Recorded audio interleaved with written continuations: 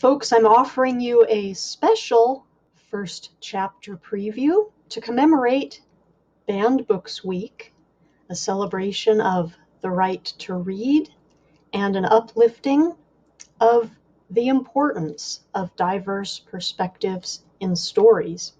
I'm sharing with you from Answers in the Pages by David Levithan, and my reading will include a story within the story, The Adventurers.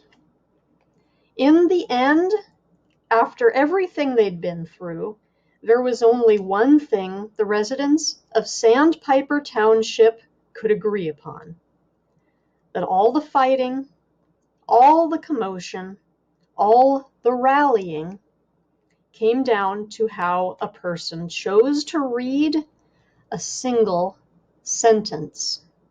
The sentence in question was, at that moment, Rick knew just how deeply he loved Oliver, and Oliver knew just how deeply he loved Rick. And the understanding of this moment would lead them to much of the happiness and adventure that came next. As sentences go, it was a bit long, and you had to read an entire book in order to get to it.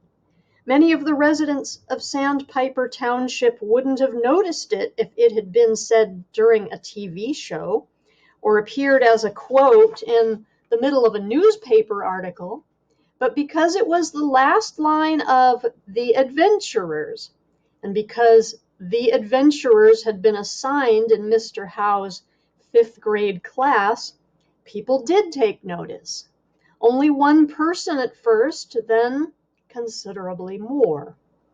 It's worth reading the sentence again before I begin to tell you what happened. At that moment, Rick knew just how deeply he loved Oliver, and Oliver knew just how deeply he loved Rick, and the understanding of this moment would lead them to much of the happiness and adventure that came next. It would be a good idea for you to stop and consider what you think about this sentence. This will be the last time you get to read it without other people telling you what they think about it. That's how it was in Sandpiper Township that November. I know this because I was one of the first people in Sandpiper Township, besides Mr. Howe, to read the sentence. Unfortunately, I didn't read it as soon as I could have. I brought the book home with me and only read the first few pages. Then I left it on the kitchen counter and went to eat a snack in front of the TV.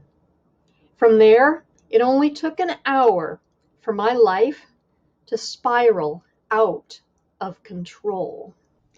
The Adventurers, Chapter 1, Up in Smoke. Rick Mason knew he had about 5 minutes left to live, if he was lucky.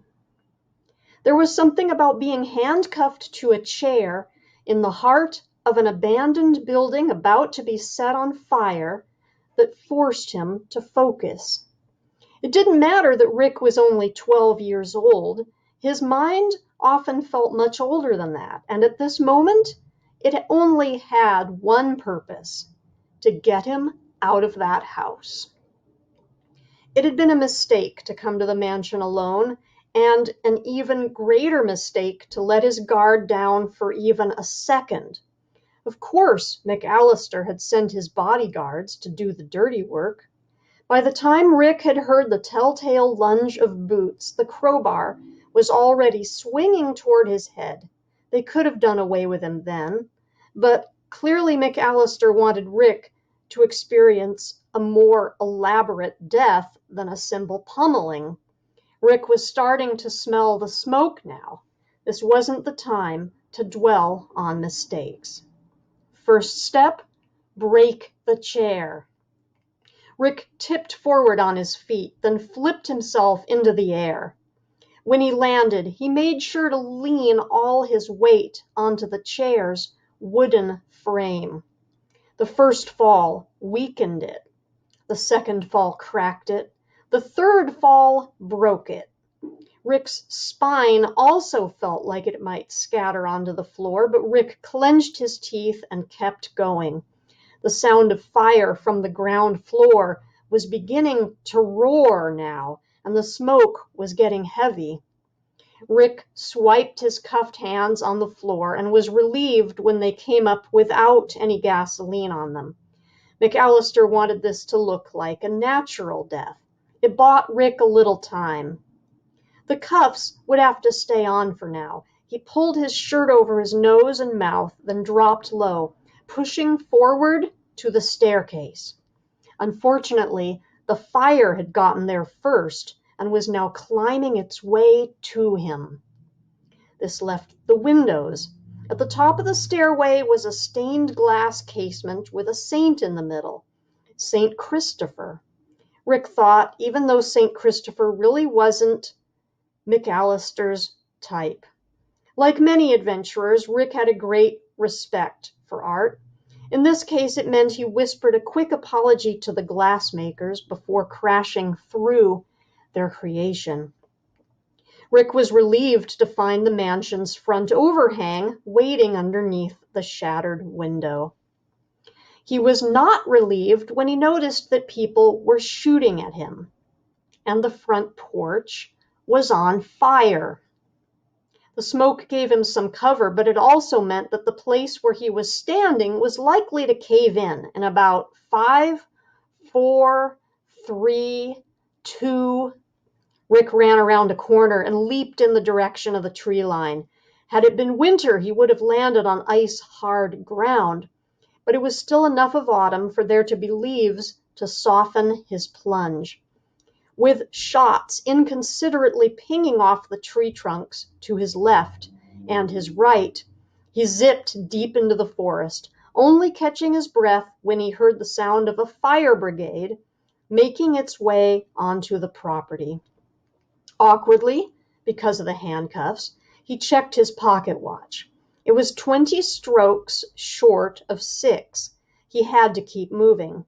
Not just because McAllister's goons would be on his tail in the time it took to lick a lollipop, but because he prided himself on never missing a rendezvous. McAllister might manage to kill Rick Mason, but he would not make him late. 19 minutes later, Rick approached the back of a Texaco station, relieved that none of the attendants had chosen this moment for a coffee break. 2 minutes later, a motorcycle swerved to his side. Rick knew better than to say a word until Oliver removed his helmet. Once it was off and Rick could see Oliver's smile as well as his smiling eyes, he chided, "You're late."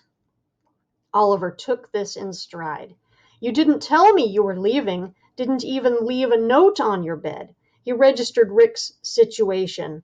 "And you definitely didn't tell me to fetch the bolt cutter." "Mistakes were made," Rick mumbled as Oliver handed him a helmet. "But I knew to come here anyway," Oliver said, neither annoyed nor surprised. They both put on their helmets. Rick hopped onto the seat behind Oliver. Then, because there was no other way to do it, he brought his cuffed arms around Oliver's head and got them around his waist. "Hold on," Oliver said, gunning the motor. Rick knew there'd be enough time to figure out what had gone wrong. Right now, he was grateful that this one thing had gone right. Rick Mason was an orphan, but that didn't mean he lived a life bereft of family. Part of being an adventurer was knowing the other adventurers had your back, or, in this case, would give you his own back to hang on to as you zoomed your way to safety. My mom came and stood in front of the TV. "What is this?" she said, holding out the book I'd left on the counter. "A book for school. I'll start reading it later." I figured I was in trouble for choosing TV over a book, so I was definitely surprised when my mom said, "I'm not so sure about that, Donovan." I honestly thought I'd misheard her. This couldn't possibly be my mother telling me not to read. She went on, though, asking me, "How far have you gotten?" "We read the beginning in class." "Which class?" English? I mean, language arts, which is the same thing as English." I thought, okay, she must have started reading it and probably felt it was too violent for fifth graders, or maybe it was too fun. I could see her objecting to that. Sometimes Mr. Howe made us read these old classics that had cobwebs between each of the sentences, but other times he'd have us read a more recent book, even one that didn't have any shiny award seals on the cover. With this book, he'd said we were starting an adventure unit, and what better place to start an adventure unit than with a book called The Adventurers. I would like to read some more of it and would like to understand some things about the author before you continue, my mother told me now. She almost made it sound like she was asking my permission. She was definitely not asking my permission. I figured, I guess I'll just go back to watching TV, but instead she turned off the TV and told me to do the rest of my homework. She actually said, "Go do your math homework," because maybe she figured that was the opposite of language arts.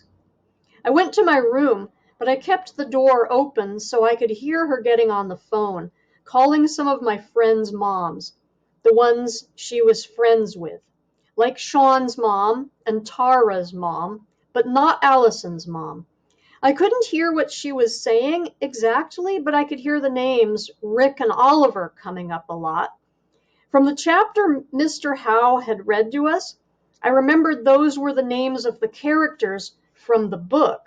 I expected to hear my mom talking about the bullets flying and the fact that two 12-year-olds were clearly driving a motorcycle without a license. At least they wore helmets. I definitely would have understood her screaming if they hadn't worn helmets. But that wasn't what she was angry about. The thing is, my mom doesn't read books like I read books. I like to be surprised, so I try to avoid even the summary on the back. My mom, though, doesn't like to be surprised, so she'll read a few pages at the start to get a sense of what the book is about, and then she'll read the last page so she knows where it's going. If she's happy with that, she'll return to the beginning and keep reading. It wasn't until right before dinner when my dad got home and she asked him if they could talk for a second in private that I remembered the last page first thing. That's when I knew it wasn't the start of the book that'd make her take the book away from me. It must have been something about the ending. But I didn't have the book anymore, so I wasn't able to read the ending myself to see if I was right. It wasn't until the next day, when I was back in Mr. Howe's class, that I'd read the sentence, "The whole town would soon be arguing about." Folks, I want to leave you with a couple of thoughts. These are by the author. He writes in an afterword that when people attack books, they think that books will not be able to defend themselves. Luckily, there are many, many people who step in to defend not just the books, but the people in the community whom the books are about.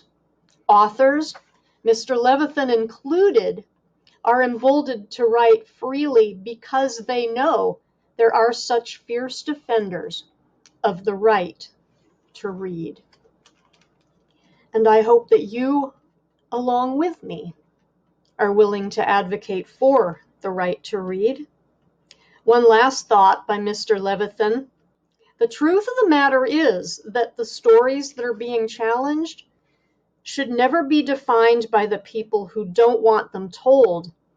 Instead, they should be defined by the millions of readers of all ages who take them to heart. The first time you find yourself in a book is a powerful moment. Many writers, like Mr. Levithan, have taken the power they experienced as readers and used it to create their own stories. He encourages all of us to be a part of what comes next.